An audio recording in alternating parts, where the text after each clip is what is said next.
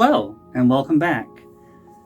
So, my very handsome friend here and myself don't see eye to eye these days.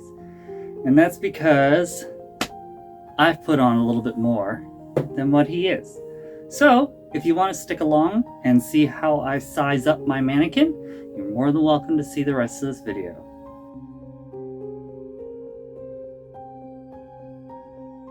Okay, so since you're here, let's go ahead and fatten this handsome boy up.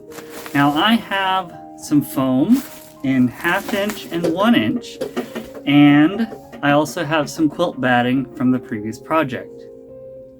He's already eager to go. So let's go ahead and get this started. So first thing we have to do is figure out how much more we need to add to him. So on me, since COVID was not so nice to me, I'm at 42 on the chest. And then at the waist, which is where your belly button is, I am at 37. So, how much do I need to add to him is the question. So I need to add 3 inches across the chest. And down at the bottom, I need to add 6 inches across the stomach. So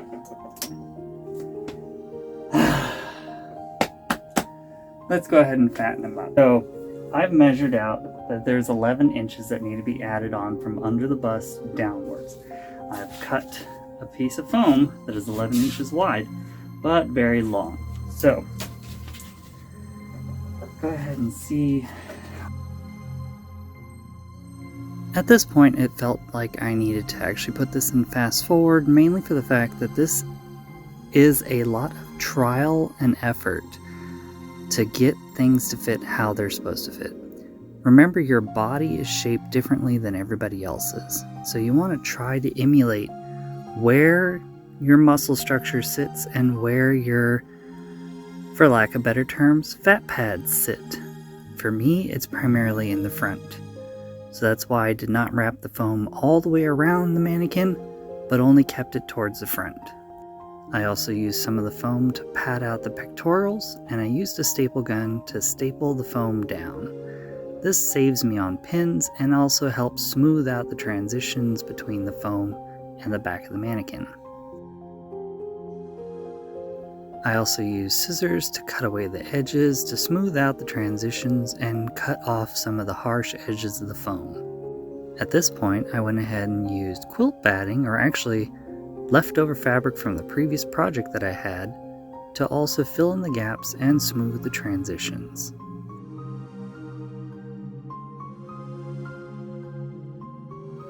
Smoothing the transitions will give your dress form a better looking aesthetic, and also help you out with when you're actually drafting your patterns, because it will give you a smooth enough finish.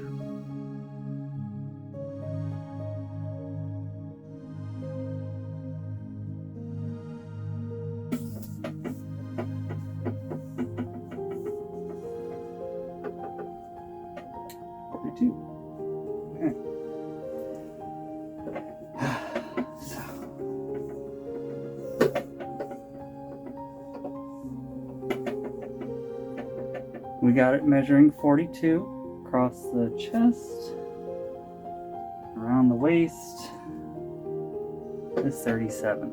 So that matches my body shape.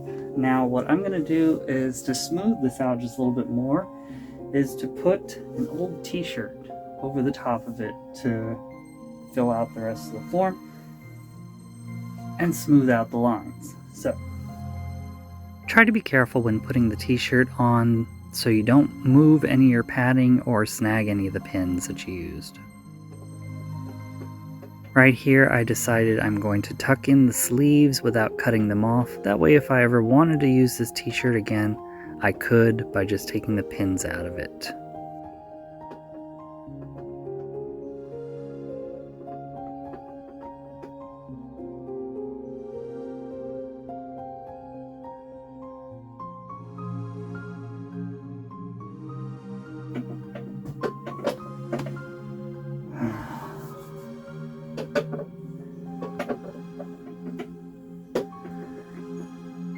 So I'm not too happy how I've gotten a lot bigger, but here's how I padded out my mannequin.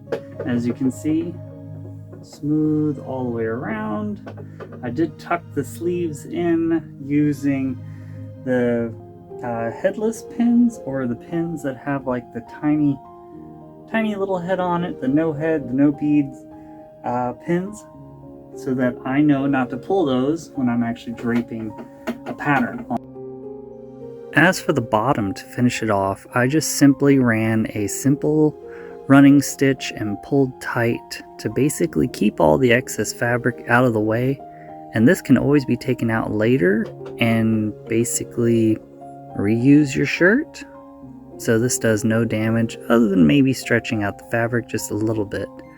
So a simple running stitch will keep all that excess fabric tucked away underneath the mannequin.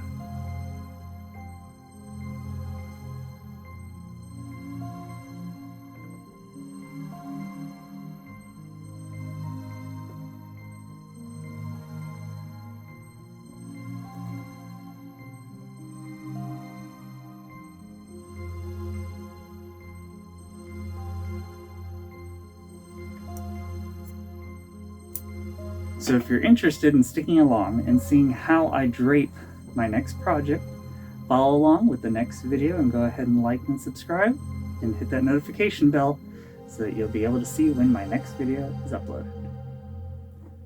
Bye!